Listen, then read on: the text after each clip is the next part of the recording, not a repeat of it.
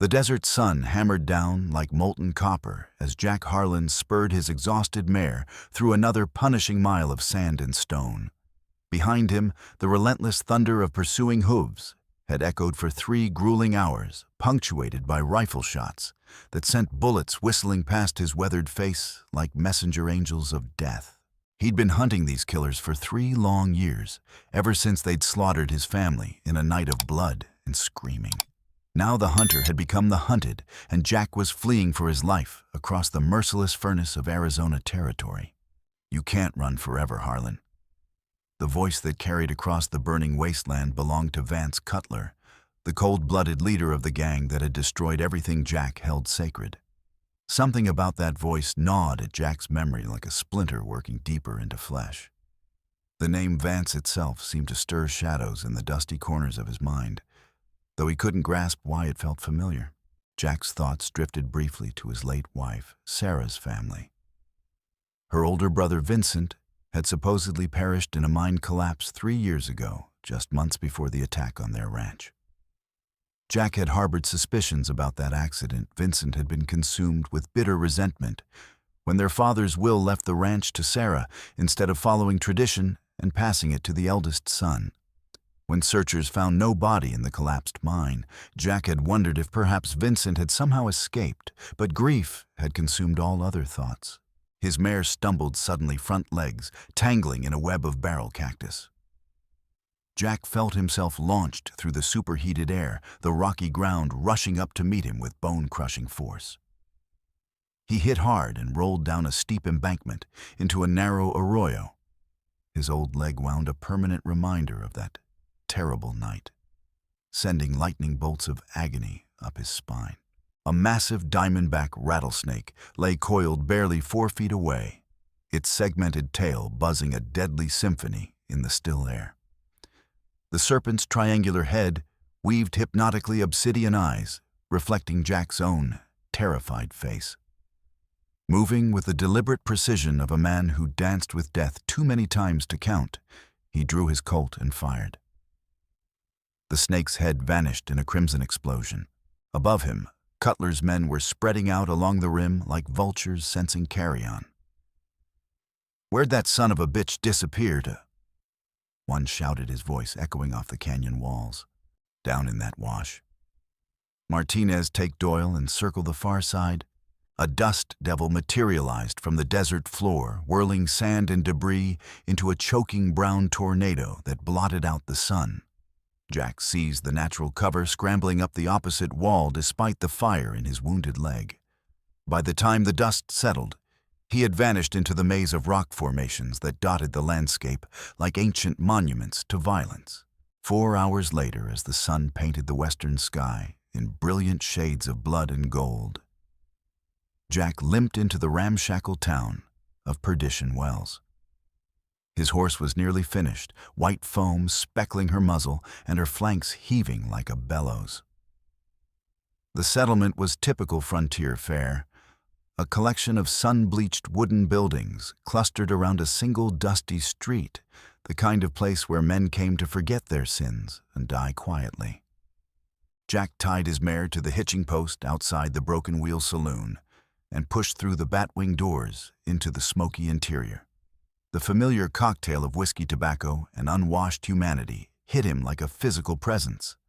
Several miners hunched over their drinks at the scarred bar, their faces bearing the permanent grime of men who spent their lives underground.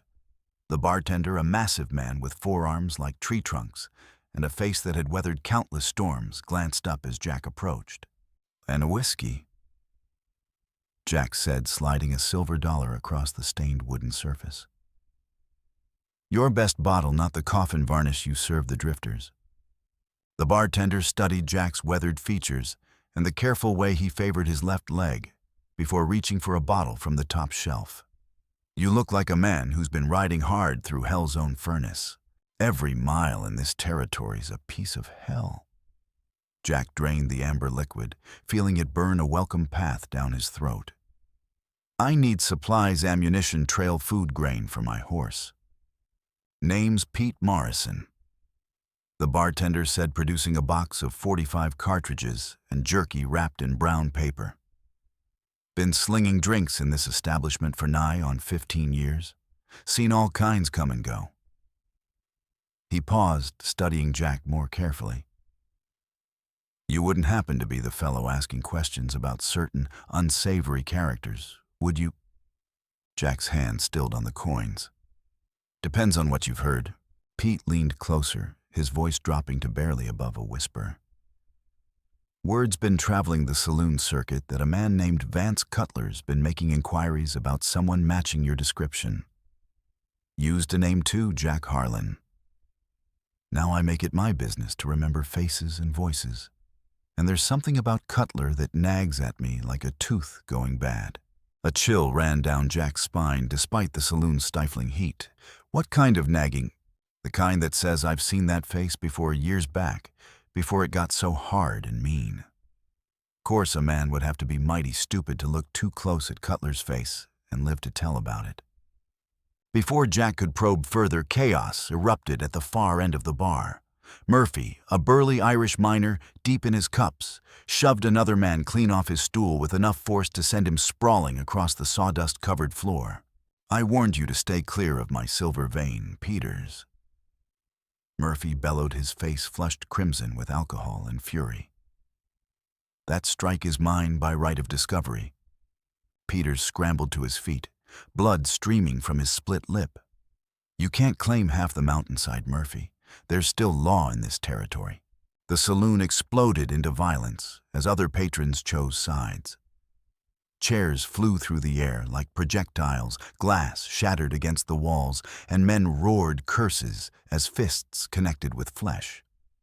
Jack tried to remain uninvolved, but Murphy, his vision blurred by whiskey and rage, grabbed a broken bottle and lunged at him with deadly intent. You're backing this claim jumper, ain't you, stranger? Jack sidestepped the clumsy attack, despite his stiff leg catching Murphy's wrist and twisting until the improvised weapon clattered to the floor. A second miner charged him from behind, but Jack spun and drove his elbow into the man's solar plexus, doubling him over. I'm not backing anybody, Jack said calmly, straightening his dusty coat. Just a man trying to drink in peace. Pete had produced a double-barreled shotgun and was aiming it at the smoke-stained ceiling. That's enough entertainment for one evening. Next man throws a punch, buys drinks for the whole house, as the combatants gradually separated, nursing their wounds. Pete called Jack aside. Listen, friend, be extra careful out there. This Cutler fellow, he's got a personal interest in finding you. Not business, something deeper. There's been whispers that maybe he's got family connections to these parts, that maybe he ain't who he claims to be. The words hit Jack like a physical blow, but he maintained his neutral expression. Much obliged for the warning. The main street lay nearly deserted as Jack stepped into the cooling evening air, his spurs ringing against the wooden boardwalk. The crimson sunset cast long shadows between the buildings, and somewhere in the distance, a coyote's lonely howl drifted across the desert. He was examining his horse's hooves when he heard the soft shuffle of bare feet on dusty ground. Turning slowly, he saw a small figure approaching through the gathering twilight. It was a little girl, perhaps 8 years old, wearing a torn and filthy dress that might once have been cornflower blue. Her dark hair hung in tangled strings around a face smudged with dirt and dried tears, and clutched protectively in her arms was a battered teddy bear with one button eye missing. Mr. she said in a voice barely above a whisper, and the words carrying a tremor of barely controlled fear. Are you the man called Jack Harlan? Jack's breath caught in his throat. Apart from Pete, no one in this forsaken place should know his name. He crouched down slowly, mindful of his wounded leg. Who's asking, little one? The girl reached into her dress pocket with trembling fingers and withdrew a folded piece of paper stained brown with what appeared to be dried blood. Mrs. Weatherby brought me to town when she heard tell that Jack Harlan was asking questions in these parts. She told me to look for a man with a scar on his chin who walks with a limp. Her solemn eyes focused on the thin white line that traced Jack's jawbone. She said to give this to Jack Harlan, and nobody else, no matter what. Jack's hands shook as he accepted the note. The handwriting was unmistakable, his wife Sarah's careful script, though the ink had faded and the paper was worn thin. My dearest Jack, if you are reading this, then my darkest fears have proven true. The child who bears this message is our daughter Emma. I hid her with the Weatherby family just hours before the attack, praying she would survive what I suspected was coming. I have grown increasingly certain that Vincent survived the mine collapse. I have glimpsed someone watching our ranch from the hills, and something about his movements reminded me of my brother, despite the distance. The key around Emma's neck opened safety deposit box 47 at the Perdition Wells Bank. Inside you will find everything you need to know. Protect her, as I could not protect myself. With all my love, Sarah. The world seemed to spin on its axis. Jack stared at the girl Emma and suddenly recognized what should have been immediately obvious. Those were Sarah's eyes, gazing back at him, the same warm brown color, flecked with gold. "Emma," he whispered, and the little girl nodded solemnly. Before either could speak again, the sharp crack of gunfire shattered the peaceful evening. Bullets splintered the wooden post beside Jack's head as 3 riders thundered down the main street, their weapons blazing. Jack swept Emma into his arms and dove behind a nearby water trough, his wounded legs screaming as they hit the ground. "There he is," one of the attackers shouted. "Don't let the bastard escape." Jack drew his Colt and returned fire with deadly precision. One rider toppled from his saddle, but the other 2 kept coming. "Hold tight to me, sweetheart," Jack told Emma. "We're going to move fast now." They reached the livery stable as the horses inside began to panic from the gunfire. Jack lifted Emma onto his exhausted mare, then hauled himself into the saddle. "Whatever happens, don't let go," he instructed, feeling her small hands lock around his waist. They burst from the stable at a full gallop, bullets buzzing past like angry wasps. Behind them, the surviving outlaws were mounting up for pursuit, their curses echoing off the wooden walls. They rode hard through the night, covering nearly 30 miles, while Emma dozed against Jack's back. When dawn touched the eastern mountains, Jack finally allowed their blown horse to slow. The landscape had transformed from desert to rolling hills dotted with scrub oak. "Papa, where are we going?" Emma asked, stirring as the sun climbed higher. The word "Papa" hit Jack like a thunderbolt. This brave little girl was calling him father, accepting him with the simple trust of childhood. "Somewhere safe, I hope," he managed. They needed to cross Devil's Creek, but recent rains had turned the normally placid stream into a churning torrent. "Can you swim, Emma?" Jack asked. She shook her head, eyes wide with fear as she stared at the muddy water. "Don't worry," Jack said. "Just hold on tight." The crossing was a nightmare. Jack urged his horse into the flood, immediately feeling the animal struggle against a current far stronger than anticipated. Halfway across, a fallen cottonwood branch slammed into them with bone-jarring force. Jack's saddlebags tore loose, taking half his ammunition with them into the churning water. But somehow they made it to the far bank, gasping and shivering, but alive. They took shelter in an abandoned silver mine as storm clouds opened overhead. Jack built a small fire, while Emma sat nearby, still clutching her teddy bear. "Tell me about this," Jack said gently, indicating the stuffed animal. "Mama gave him to me when I was little," Emma replied. "His name is Chester. One of his eyes fell off when the bad men came." She reached into her pocket and produced a small button. "I kept it safe. It was near midday when Cutler's remaining men found them. Jack heard approaching horses through the rain and quickly extinguished their fire. 3 riders appeared at the mine entrance. "We know you're in there, Harlan." The voice belonged to Deacon Walsh, one of Cutler's lieutenants. "Send out the girl, and we might let you die quick." Jack's response was a bullet that sent Walsh's hat spinning. The outlaws scrambled for cover as Jack grabbed Emma's hand and pulled her deeper into the tunnel. Gunfire echoed through the mine as the men worked up courage to enter. They had almost reached the rear exit when one of the main support beams gave way, with a tremendous crash. Screams echoed from the main tunnel as tons of rock and timber came down, followed by ominous silence. They emerged from the mine's back entrance to find abandoned horses. Jack quickly gathered supplies from the saddlebags, including a wanted poster that made his blood turn to ice. The face staring back at him was older and harder than he remembered, but unmistakable. Vance Cutler, $500 reward, dead or alive. But Jack knew this face by another name, Vincent Henderson, his wife's supposedly dead brother. The same ice-blue eyes, the same stubborn jawline, and they're barely visible in the photograph, and the distinctive scar from an old mining accident. Sweet Jesus, Jack breathed. Vincent hadn't died in that mine collapse. He'd used it to fake his death and reinvent himself as Vance Cutler. And his first act had been murdering his own sister for the ranch he'd always believed should have been his. They rode through the afternoon, Jack's mind reeling from the revelation. As evening approached, they came upon a small farmhouse set back from the trail smoke rising from its chimney. An elderly man emerged with a rifle as they approached. "Help you folks," the farmer called. "Looking for shelter for the night," Jack replied. "Can pay our way."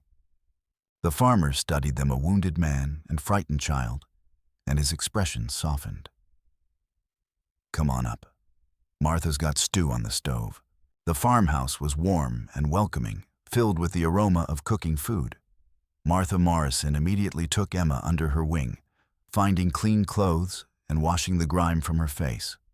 Over dinner, Jack learned their host was Henry Morrison, who'd been farming this land for 20 years. "Cutler's been terrorizing folks for months," Henry said. "Some say he's got family connections to these parts, but nobody's been able to prove it." "You ever hear of the Henderson family?" Jack asked carefully. "Sure did. Had a daughter who married a cowboy named Harlan and a son who died in a mine collapse. Vincent, his name was. Always struck me as a troubled young man, resentful that his sister got the ranch instead of him." Henry paused. "Though I'll say this, he wasn't always bitter. Heard tell he once saved Sarah from drowning when they were children. But after their father died, and the will was read, something poisonous took root in that boy's heart." Before Jack could respond, the thunder of approaching horses shattered the evening. Jack was on his feet instantly as riders surrounded the farmhouse. "Na Harlan." Vance Cutler's voice boomed across the yard. "Come out and face me or I'll burn this place down." Jack peered through the window and counted 6 riders. Too many to fight with innocents in danger. Henry stepped beside him with his old rifle. "This is my land. Nobody threatens my guests." Before they could move, breaking glass announced that one of Cutler's men had thrown a torch through the kitchen window. Orange flames began licking at the wooden walls. "You've got 1 minute, Harlan," Cutler shouted. "Then we start on the barn." Jack had no choice. He couldn't let innocent people die. "There's something you need to know about Cutler," he said quickly to Henry. "He's Vincent Henderson, Sarah's brother, thought dead for 3 years. Henry's eyes widened, but he simply nodded. "Then let's finish what he started." They stepped onto the porch as flames spread behind them. Cutler sat his horse in the yard center, his face partially hidden but unmistakably familiar, now that Jack knew who he was looking for. "Hello, Vincent," Jack called out. "Or do you prefer Vance these days?" Cutler stiffened as if struck by lightning. "So, you finally figured it out, Jack. Took you long enough, brother-in-law. Why, Vincent, Sarah loved you. She mourned you when we thought you were dead." "Sarah." Cutler's voice cracked with accumulated bitterness. "Perfect Sarah, who got everything handed to her while I scratched for scraps. That ranch should have been mine by birthright." "So you killed her for it, your own sister?" "I tried to make it look like you'd abandoned her like the coward you are. Would have worked if you hadn't been off playing hero that night. Kill Sarah, frame you for cowardice. then claim the ranch as her surviving family. The gunfight erupted without warning. Cutler's first shot went wide as his horse shied from the flames, and Jack's return fire caught one outlaw in the shoulder. Henry's rifle boomed, dropping another rider, but there were too many. Jack felt a bullet crease his ribs as he dove for cover. Henry grunted and fell as a shot took him in the leg. In the chaos, Jack saw two of Cutler's men, rushing toward the burning house where Emma waited. Rage gave him superhuman strength. Despite his wounds, he sprinted across the yard, tackling one outlaw and driving his knife between the man's ribs. The second man had Emma by the arm, dragging her toward his horse. Jack reached for his gun, but it was empty. In desperation, he grabbed a burning brand and hurled it at the kidnapper. The man's clothes caught fire, and he released Emma to beat at the flames. But in that moment of chaos, Cutler himself appeared on horseback, swooping down to scoop Emma up and throw her across his saddle. "Follow me and she dies," Vincent shouted, spurring his mount toward the darkness. "This ends in Devil's Canyon." Jack ran after them on foot, but pursuit was hopeless. He could only watch as his daughter disappeared into the night. Behind him, Martha tended to Henry's wounds while the farmhouse burned. Of Cutler's gang, 3 were dead, and the survivors had fled. "Take one of their horses," Martha urged. "That devil's got maybe 10 minutes head start." Henry called out despite his pain. "Jack, that direction leads to Devil's Canyon. It's a dead-end, sheer walls and a river that runs fast after rain."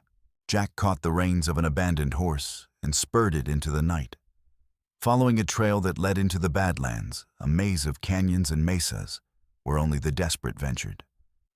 The storm broke with apocalyptic fury, sending sheets of rain across the desolate landscape while lightning split the sky. The rocky trail became treacherous in the downpour.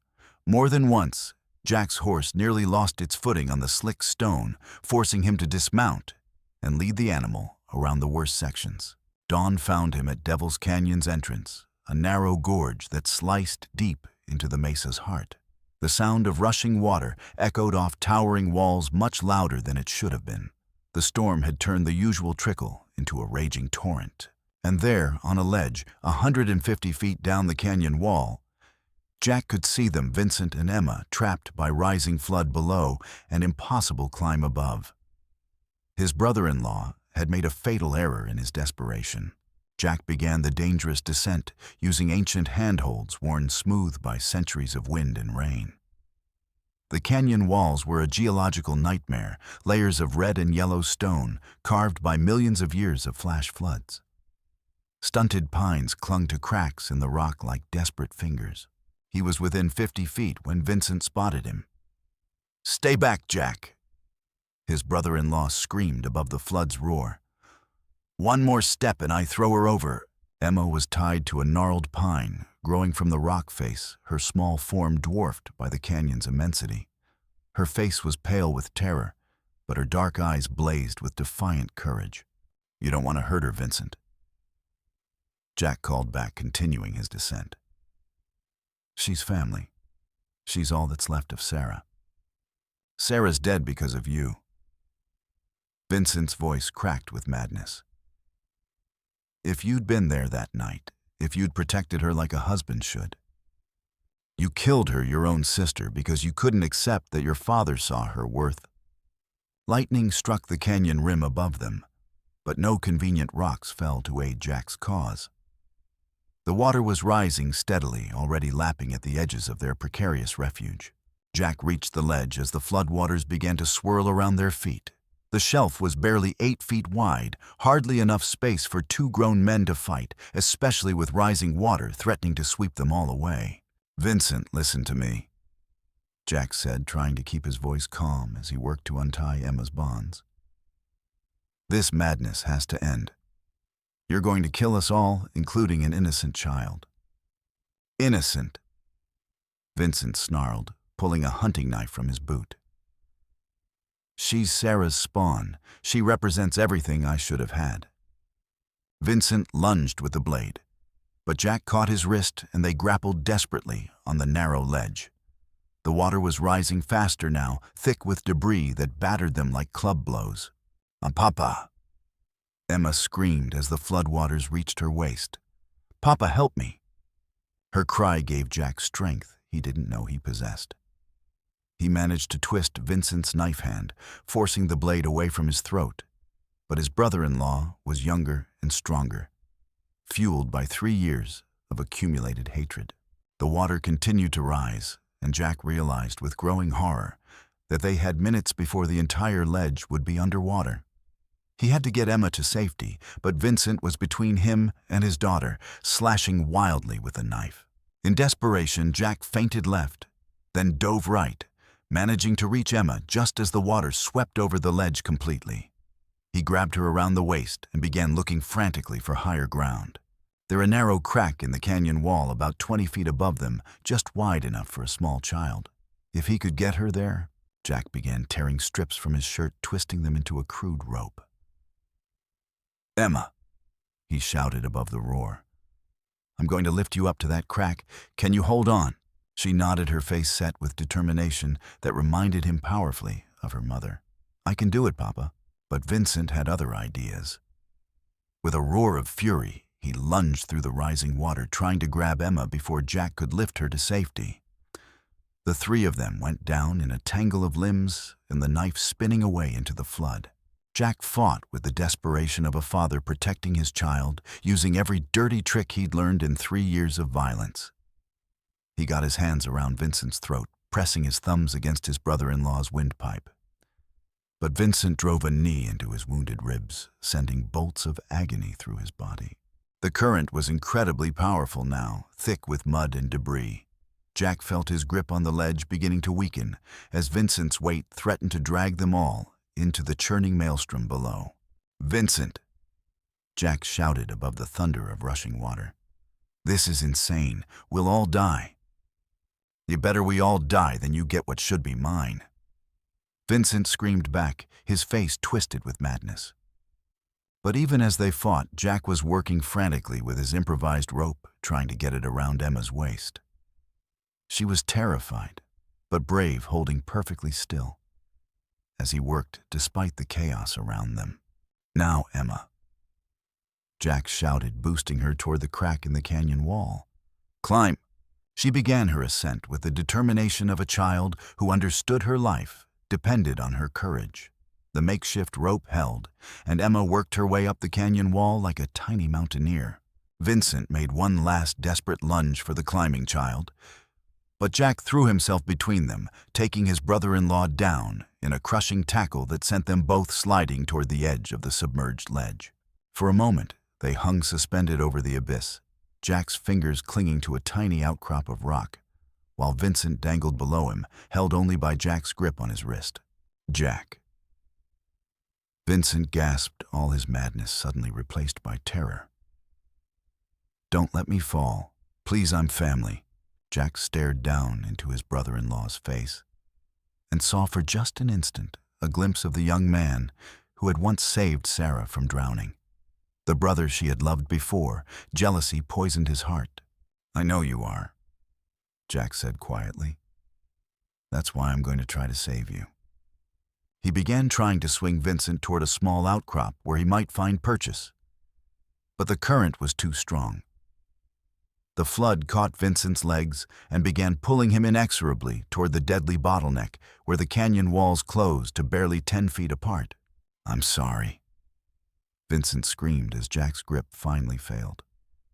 "I'm sorry, Sarah. I'm sorry." His voice echoed off the canyon walls until it was swallowed by the thunder of the flood. Jack turned away and able to watch his brother-in-law's final moments, focusing instead on reaching Emma's position. She had made it to the crack in the canyon wall and was wedged safely in the narrow shelter, but tears were streaming down her face. "Papa, is Uncle Vincent?" "He's gone, sweetheart," Jack said gently, climbing up to join her in the rocky shelter. "He's gone." They waited in the narrow crevice for nearly 2 hours as the floodwaters gradually receded. When it was finally safe to descend, they made their way carefully along the canyon wall, to a point where the ancient trail switchbacked up to the rim. They found Vincent's body 4 hours later, washed up on a gravel bar 3 miles downstream. The flood had battered him against the rocks, but the distinctive scar on his face confirmed his identity. Vance Cutler, the outlaw who had terrorized the territory, was dead. Sheriff Tom Bradley arrived with a posse just as Jack and Emma reached the main trail. The lawman studied the wanted poster in his hands, then looked at Jack with suspicious eyes. "Jack Harlan, you're under arrest for the murder of your wife and abandonment of your family." Jack felt Emma's small hand slip into his. "Sheriff, that poster's based on false information. The man who died in that canyon was Vincent Henderson, Sarah Harlan's brother, who faked his death and became Vance Cutler. He murdered Sarah for her inheritance." Bradley looked skeptical until one of his deputies spoke up. "Sheriff, I knew Vincent Henderson before the mine accident. That's him lying there, or what's left of him." Over the next 3 hours, Jack laid out the entire story while the posse examined the evidence. Vincent's body bore distinctive scars from his mining accident, and a search of his belongings revealed stolen items from the Harlan ranch. Emma produced the brass key her mother had given her, and Sheriff Bradley examined it with interest. "This looks like it might fit a safety deposit box. We'd better head back to Perdition Wells." At the bank, the nervous manager confirmed that the key opened safety deposit box 47. Inside, Jack found documents that vindicated every suspicion about Vincent's motives. The original deed to the ranch letters from Vincent, filled with bitter complaints about his sister's inheritance, and most importantly, a final letter in Sarah's handwriting. "My dearest Jack, I fear Vincent survived the mine collapse and is planning terrible revenge. I remember when we were children, Vincent once saved my life by diving into Miller's Creek when I fell through the ice. He was my hero then, brave and selfless. But after Father's death, something dark grew in his heart. He could never accept that Father judged me the more capable heir. I have hidden Emma with the Weatherby family and placed this evidence where it will be safe. Find her, my love, and keep her safe. She is our future and our hope. All my love, Sarah." Sheriff Bradley verified the documents against county records, confirming their authenticity. Combined with Vincent's actions and the evidence found in his possession, Jack's complete innocence was established beyond question. "Mr. Harlan, I owe you an apology," Bradley said formally. "And the territory owes you a debt of gratitude for ending Cutler's reign of terror." As the sun set over Perdition Wells, Jack knelt beside Emma on the bank steps, overwhelmed by everything that had transpired. In just a few days, he had gone from hunted fugitive to vindicated man, with a daughter he'd never known existed. "What happens now, Papa?" Emma asked. Jack pulled her close, breathing in the sweet scent of her hair. "Now we go home. We rebuild the ranch your mama left us, and we make a new life together." Emma was quiet for a moment, then looked up at him with those serious dark eyes. "Papa, was Uncle Vincent always bad? Mama used to tell me he saved her once." The question caught Jack off guard. "No, sweetheart. Vincent wasn't always bad. When your mama was little, he was her protector. But sometimes when people feel hurt, they let angry feelings grow until those feelings take over everything good. Vincent let jealousy poison his heart until he couldn't remember how to love." "That's sad," Emma said solemnly. "It is sad. But it's why we have to be careful never to let bad feelings take root in our hearts. Your mama taught me that love is always stronger than hate, even when it's hard to remember." Emma nodded with the gravity of a child trying to understand adult complexities. "I think Mama would want us to forgive Uncle Vincent, even though he did bad things." Jack felt tears prick his eyes at his daughter's wisdom. "I think you're absolutely right, sweetheart. And she'd be very proud of how brave you are." 8 months later, Jack and Emma stood on the front porch of their rebuilt ranch house, watching the sunrise paint the distant mountains in shades of gold and rose. The land was theirs again, and they had made remarkable progress since Vincent's death. The ranch showed signs of new life everywhere Jack looked. Fresh lumber gleamed where he'd rebuilt the barn with help from neighbors like Henry Morrison. A growing herd of cattle grazed in the east pasture, purchased with reward money, and the proceeds from selling Vincent's stolen goods back to their rightful owners. Emma had grown taller and stronger, her natural resilience asserting itself as she learned to trust in her father's love. She attended the new school in town 3 days a week, proving as quick with numbers and letters as her mother had been. "Tell me the story about Mama and the wild Mustang again," Emma said, settling into Jack's lap on the porch swing he'd built for quiet moments like this. Jack smiled, his heart full of contentment. Well, it was a morning much like this one, with the sun just coming up over those mountains. He began the familiar tale, one of dozens he'd shared about the remarkable woman who had given them both life and hope. As he spoke, Jack reflected on the strange journey that had brought them to this moment of peace. Vincent's evil had ultimately been defeated by the very love he had tried to destroy. Sarah's foresight had ensured that justice would triumph even beyond her death, and a brave little girl's courage had helped heal her father's broken heart. The future stretched ahead of them, bright with possibility. Emma would continue her education while learning to manage the ranch that was her birthright. Jack would rebuild not just the physical structures Vincent had destroyed, but also the reputation the Harlan name had once represented.